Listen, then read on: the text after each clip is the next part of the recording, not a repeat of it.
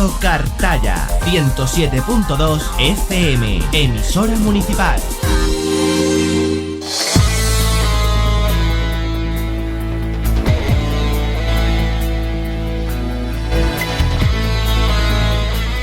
Y continuamos en esta mañana hasta llegar a las 13 horas. Ya saben que a esa hora tenemos la primera edición del informativo local de esta casa de Radio Cartaya. Bueno, y nos vamos a hablar con nuestro amigo José Manuel García, que está al otro lado del hilo telefónico. José Manuel, buenos días. ¿Qué tal? Muy buenos días. ¿Qué tal? ¿Cómo estás? ¿Cómo has pasado la semana?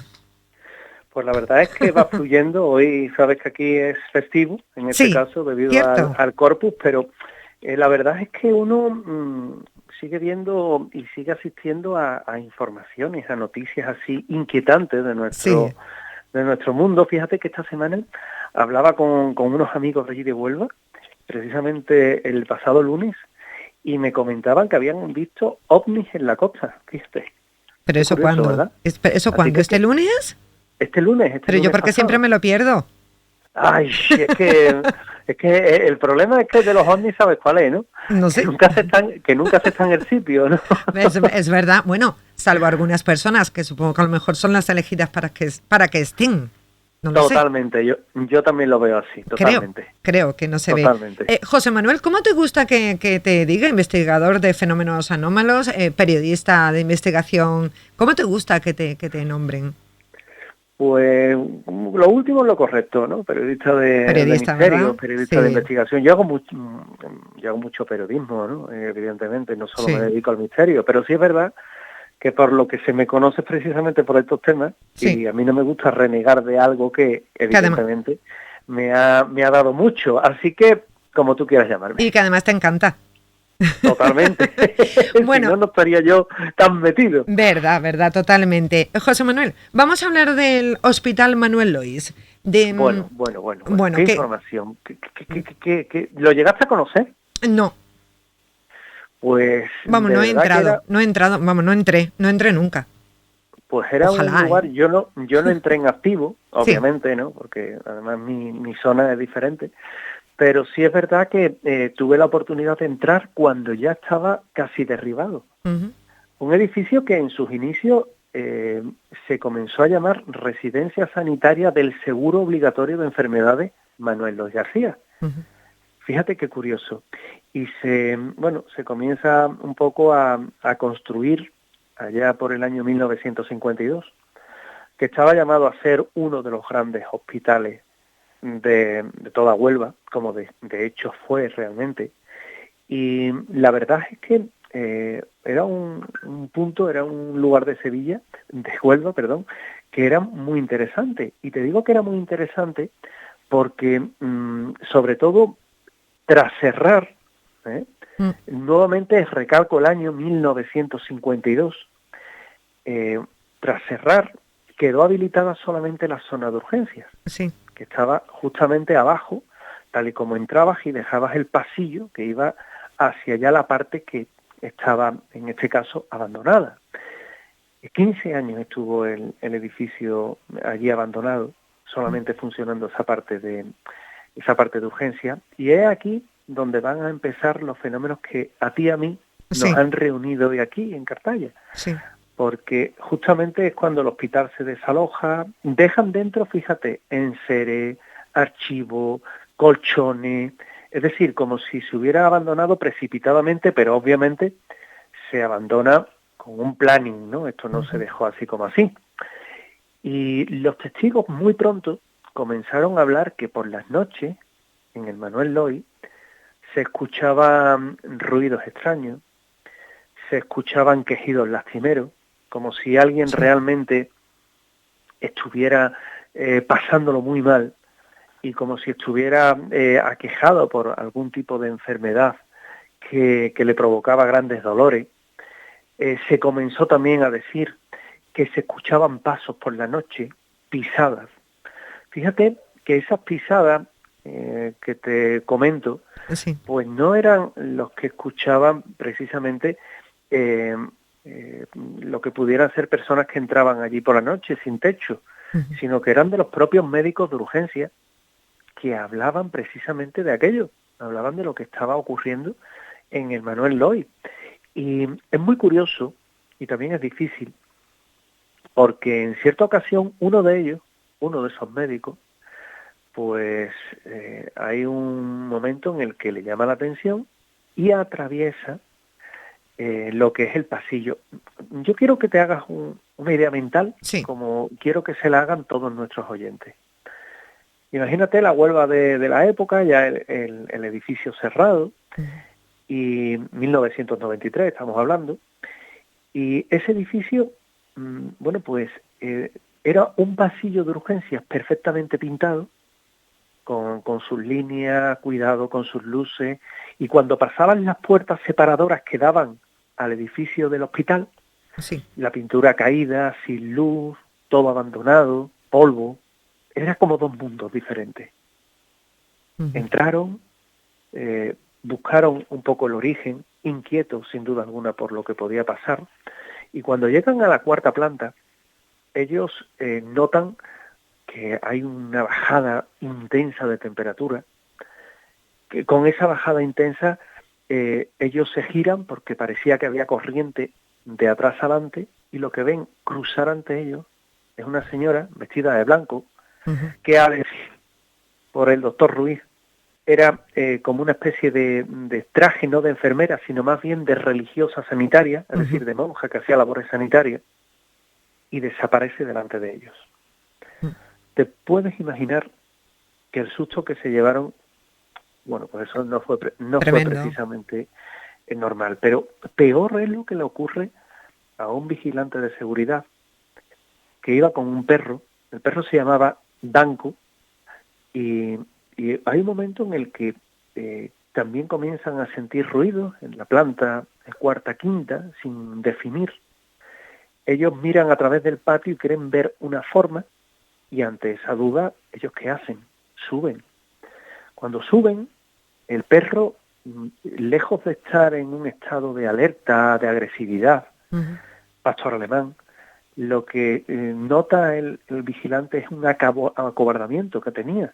Sí. Era como si algo lo estuviera acechando. El animal se metió detrás, tembloroso de él, víctima del pánico, y bueno, pues lo que pudieron ver, animal y persona, fue a una dama de blanco, sí, que es como se suelen llamar, que atravesó por delante de ellos y que de alguna forma, bueno, se hacía sentir esos lamentos que te puedes imaginar que fue presa de un ataque de nervios, de un ataque de pánico, tanto sí, que fíjate, con el paso del tiempo, a las pocas semanas, a este vigilante se le llegó a caer hasta el cabello. Sí. Fíjate qué curioso. Pero hay más porque igualmente te cuento la historia de un chico, sí, que entra allí, bueno, atrapado por lo que es el misterio, la investigación, ¿verdad? Sí.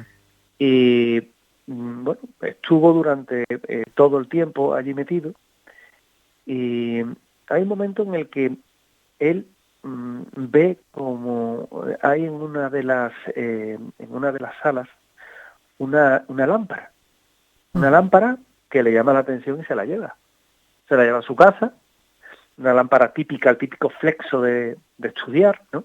Sí. Totalmente metálico, muy médico. Y cuando llega a su casa, desde que la pone en su casa, previamente la había tenido que arreglar, ponerle una clavija y demás, desde que la pone en su casa empiezan a encenderse, a apagarse las luces, a sentir que había una presencia. Tal es el miedo, tal es el pánico que a él le crea, que tiene que volver al hospital al cabo de los 2 días y dejar la lámpara donde se la había encontrado. Incluso hay otro testigo, Alberto Contreras, que en el año 1998 entra con otro chico, pasa por la planta donde estaban los enfermos más graves, se encuentran con una sala de juegos para niños, escuchan un ruido, como si algo se moviera, se acercaron, y allí lo que había era en aquella sala un columpio infantil que se balanceaba como si alguien estuviera realmente, bueno, como si alguien estuviera realmente metido dentro, como si alguien estuviera jugando de alguna forma con ese columpio, como si unas manos invisibles la estuvieran columpiando, estuvieran meciéndolo, y hacían que el hospital cada vez tuviera más fama de encantado. Realmente, fíjate, tengo amigos policías en Cádiz, por aquel entonces policías nacionales, hoy serán algo más, incluso puede que ya estén hasta retirados. Estamos hablando de que esto que te estoy contando ocurrió hace 28 años, sí, justamente cuando cierra el hospital, en el que son requeridos, tienen una intervención, porque, bueno, alguien decía que había entrado allá a dormir. Típico, allí había colchones todavía. Sí. Esta persona entra junto con el compañero de patrulla y lo que ven nuevamente en la quinta planta es a una imagen femenina que se aleja de un pasillo, pero como nos vemos nosotros, sí, que se aleja por el pasillo, que gira la esquina y desaparece. Tanto es así que incluso ambos policías, bueno, pues revisaron concienzudamente todo el edificio, llegan a llamar a otra patrulla, se juntan allí 4 policías nacionales y entre los 4 no encuentran nada, allí no había nadie. O por ejemplo, otra experiencia que ocurre allí cuando un equipo de bomberos, todo esto se puede encontrar en los medios de comunicación de Huelva, todo lo que son intervenciones oficiales. Bueno, tienen la oportunidad de acudir precisamente al edificio porque se había declarado un incendio. Un incendio junto a una ventana en el que había amontonados aproximadamente 6 colchones y habían salido ardiendo. Los bomberos entran, tratan de sofocar aquel incendio muy localizado, pero bueno, sabes que hoy día tampoco a un incendio se le puede dar poca importancia porque puede haber sustancias combustibles que salga todo el edificio ardiendo. Sí. Y justamente cuando estaban apagando el incendio, con el humo que ello provoca, evidentemente ellos llevaban pantallas, máscaras de respiración. A través de la pantalla lo que ves es que una figura femenina se aleja por el pasillo. El bombero cree en ese momento que algo realmente hay allí, que algo físico hay por lo que sale detrás. No encontró a nadie, absolutamente a nadie. Y es muy curioso porque cuando uno se pone a revisar todo lo que es la historia del Manuel Lois, evidentemente como hospital que es, allí murió gente. Mucha gente, claro. Sería bueno, pues insensato decir que no, ¿no? Claro. Como mueren en tantos otros hospitales. Pero lo que sí parece que se manifiesta es alguien o algo que se ha quedado pues con una huella emocional, sentimental en aquel lugar.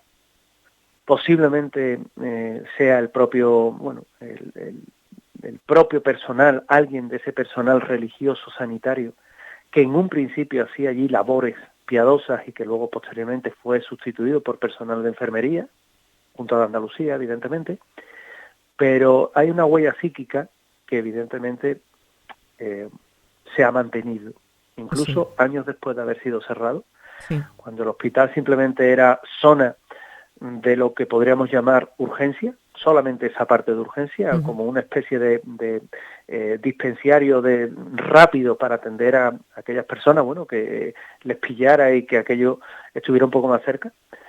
Y realmente lo que nos encontramos es que aquello sigue siendo pues una caja, una especie de cofre emocional en el que las personas que entraban pues realmente tenían esas sensaciones, esas impresiones. Las sensaciones son subjetivas. Sí.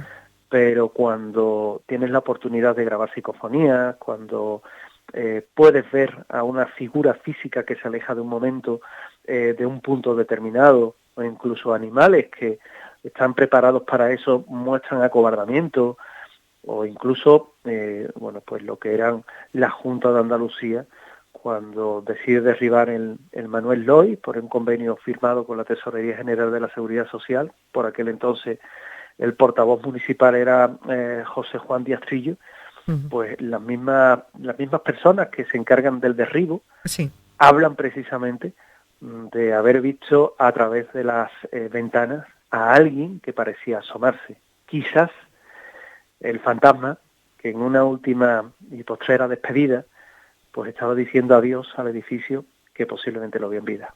Es en la leyenda que todos más o menos conocemos del Manuel Lois, por supuesto mucho más en profundidad, porque yo no conocía lo de la Dama de Blanco, casi por lo visto es como la llaman, y además en donde tú lo has dicho, José Manuel, existen unos informes tanto de bomberos como de policía que han estado allí, que supongo que habrán descrito lo que allí han vivido, ¿no? Lo que ellos... Claro. Totalmente, y que en su día, bueno, pues tanto diferentes diarios de allí de todo lo que es la zona de Huelva, desde el O10, la Huelva Información, ¿verdad? Sí. Todos informaron, pues evidentemente, de lo que iba ocurriendo en la sección local, en ABC, todos iban informando lo que iba ocurriendo, el caso de los bomberos, las intervenciones policiales en el Manuel Loy, que es como ocurre como con la antigua cárcel, ¿verdad?, de Huelva, que sabemos que es un sitio también muy cargado, del cual te hablaré próximamente. Sí. Y donde la policía suele acudir porque suele haber altercado, en este caso, pues sin techo, que entran allí. Sí, se cobijan. Que lejos de los fantasmas, esto es más material que inmaterial, pero que también ocurren hechos extraños. Lugares, fíjate, lugares que tienen en común algo. El sufrimiento. Sufrimiento, dolor, lágrimas, todo eso, al final, lo queramos o no, acaba surgiendo, acaba saliendo. Y puede que... No quiere decir que todo lo que sean apariciones espectrales tenga que ver con eso, porque evidentemente entonces todo el mundo se convertiría en un fantasma, cosa que no es. Pero sí es verdad que hay una relación directa y una relación intrínseca.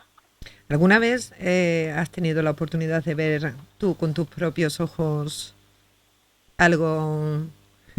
Sí. ¿Sí? Sí, yo además te lo digo directamente. Escuchar también, sí, ¿no? Escuchar y ver, las dos cosas. Y además teniendo como testigos, en este caso, a los micrófonos de Canal Sur. Sí. Yo, bueno, lo estuvimos hablando la semana pasada. Yo trabajo en un programa de radio, La Noche Más Hermosa, en Canal Sur. Y con el anterior director, que además es un buen amigo, Luis Vara, pues le dije de ir a un sitio, al Sanatorio de los Muertos. Uh-huh. Digo, eso es para que toda nuestra audiencia se haga una idea, es un complejo hospitalario abandonado. Sí. Es decir, aquello está... literalmente, y hablando en andaluz profano, aquello está que se cae. Uh-huh.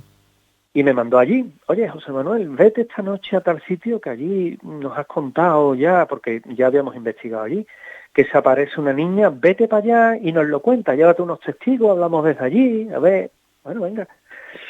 Fíjate que fue una noche anormalmente tranquila. No pasaba nada, sabes que en radio cuando no pasa nada y tienes expectativa de que pasen cosas y se te vienen abajo, no sabes cómo cubrir tiempo, te ves un poco apurado porque dices, bueno, y ahora yo esto como lo tapo, ¿no? Sí. Que eso ya son la intrarradio, eso ya se queda para los que nos ponemos al otro lado, ¿no? Sí.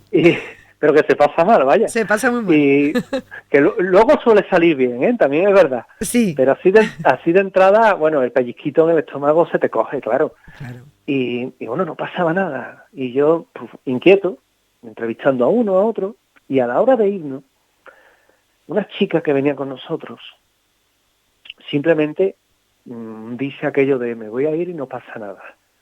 Y dijo al aire, como preguntando a la nada, Clara, porque sabemos que es una chica que se llamaba Clara, que murió con 8 años de meningitis en el año 1968, de toda esta información. Y dice aquello de, Clara, si estás aquí, te puedes manifestar.